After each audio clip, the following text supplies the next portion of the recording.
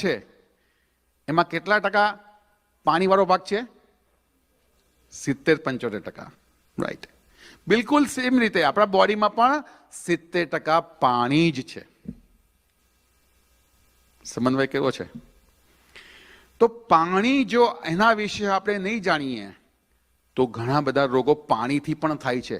જો અજ્ઞાનતા હશે તો પાણી વિષ બની શકે છે, અને જ્ઞાન હશે તો એ જ પાણી અમૃત બની શકે એમ છે. તો પાણી ક્યારે વિષ ને ક્યારે અમૃત બને છે, આપણે એના વિશે થોડી માહિતી લઈશું. સૌથી પ્રથમ તો બધા જ વ્યક્તિને હું 2 હાથ જોડીને રિક્વેસ્ટ કરું છું કે કાલથી બધા જ વ્યક્તિઓ જે 60 વર્ષથી ઉપરના છે એ લોકોની માત્રા જુદી છે, 60થી નીચે છે એ લોકોની માત્રા જુદી છે. એ બધાએ પોતપોતાની માત્રા, હું જે બોલવાનો છું એ માત્રા પ્રમાણે કાલથી જ આ પરિણામ લાવવાનું શરૂ કરી દે. તમે 3 મહિનામાં તમે જોશો કે તમારું શરીર કેટલું ડિટોક્સ થઈ રહ્યું છે ખાલી પાણીથી. હું 2005માં ચાઇના ગયો હતો. એમાં એક હોટલમાં રોકાયો. મેં કહ્યું કે can I have drinking water? તો પેલો ભાઈ લઈને આવ્યો ટ્રેમાં. મેં પાણી કાઢ્યું ને વરાળ નીકળતી હતી. એટલે મેં કીધું કદાચ આ ચા માટે લઈને આવ્યો હશે ને ભૂલ થઈ ગઈ છે. મેં ફરી કોલ કર્યો કે can I have drinking water please? આમ થોડું સ્પેસિફિકલી બોલ્યો હું. તો કે યસ સર. ફરીથી બીજો 10 મિનિટ પછી ભાઈ આવ્યો. ફરીથી મેં પાણી કાઢ્યું તો ફરીથી વરાળ નીકળી. એટલે મેં પાક્કું થઈ ગયું કે આ લોકો અહીંયા ગરમ પાણી પીવે છે ચાઇનામાં. બીજા દિવસે મને ઉત્કંઠા હતી કે મેં પૂછ્યું કે તમે ગરમ પાણી કેમ પીવો છો? તો કે સર હું તમને પ્રોપર નહીં સમજાવી શકું. આ 2 બ્લોક છોડીને એક ડૉક્ટર છે, એને તમે મળશો તો તમને બધું કહેશે. મને તો ઈચ્છા બહુ હતી આ બધી જાણવાની, એટલે હું ગયો. તો મેં એને સિમ્પલ પૂછ્યું કે તમે આ બધા ચાઇનીઝ લોકો કેમ ગરમ પાણી પીવો છો? તો એણે બહુ મને સારું સમજાયું. એણે મને કીધું કે હું આખો એક ગ્લાસ તમને ઠંડા પાણીનો આઈસ ક્યુબ નાખીને તમને હું ઓફર કરું છું પાણી પીવા માટે. તમે પી જાઓ છો. જેમ અમેરિકામાં બધા આટલો બધો આઈસ નાખીને પાણી પીવે છે કે ડ્રિંક પીવે છે, રાઈટ? તો આ પાણી તમે પીશો 40 મિનિટે કે પોણા કલાકે કે 1 કલાકે તમને પેશાબની ઈચ્છા થશે. અને તમે પેશાબ કરશો તો શું એટલો ને એટલો ઠંડો જ નીકળશે જેટલો તમે પીધો તો? ના. તો કેમ નહીં? તો કે તમે પાણી નાખ્યું, જઠરમાં ગયું, જઠરની એનર્જી આવી, લીવરની એનર્જી આવી, આંતરડાની એનર્જી આવી, કોકને હૃદયમાંથી એનર્જી આવે. એ એનર્જી આવે એ પાણીને ગરમ કરવામાં મદદરૂપ થાય.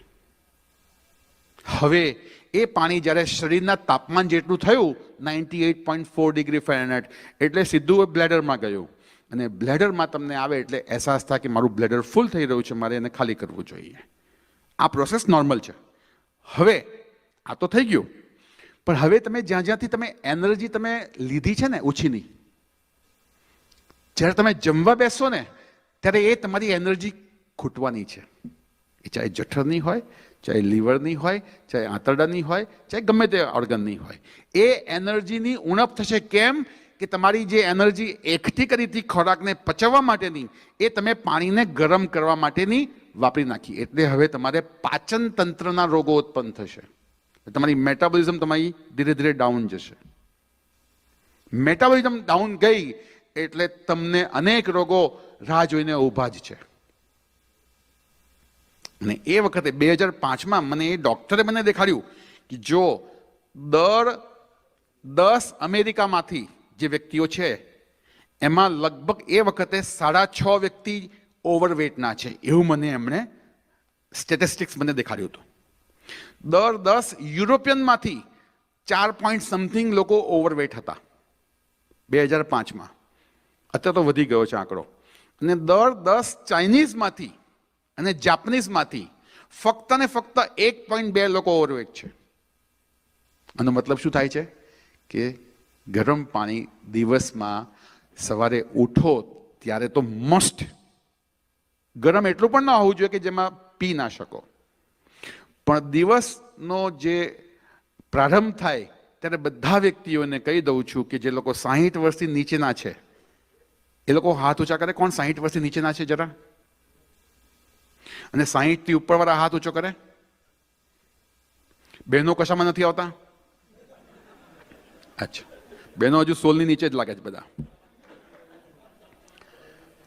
કારણ કે બહેનોની ઉંમર પૂછાય નહીં, એ 60માં કરો હાથ ઊંચો કરો તો પકડાઈ જાય.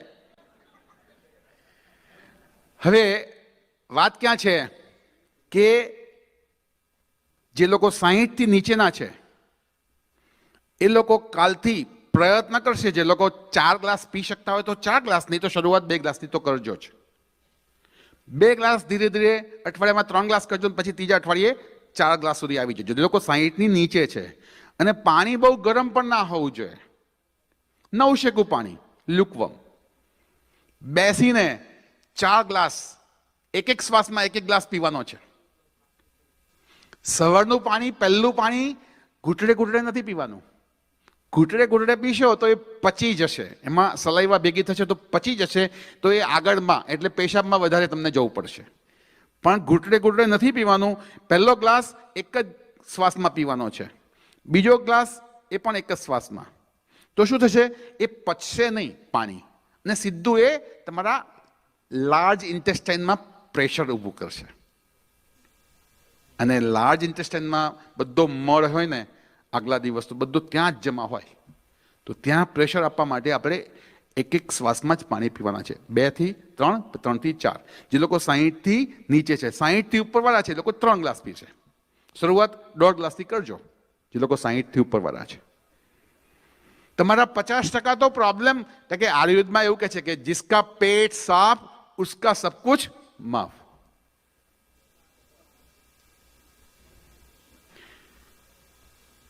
પાણી દવા તરીકે કામ કરે છે જો એની સમજ હોય તો. પાણી અમૃત તરીકે કામ કરે છે, નહીં તો પાણી વિષ પણ બની શકે છે. ખાધા પછી તમે જે લોકો પાણી પીવે છે જબરદસ્ત, જેવું ખાય ને એવું સીધું 1-2 ગ્લાસ પાણી, ઠંડુ પાણી એમને જોઈએ.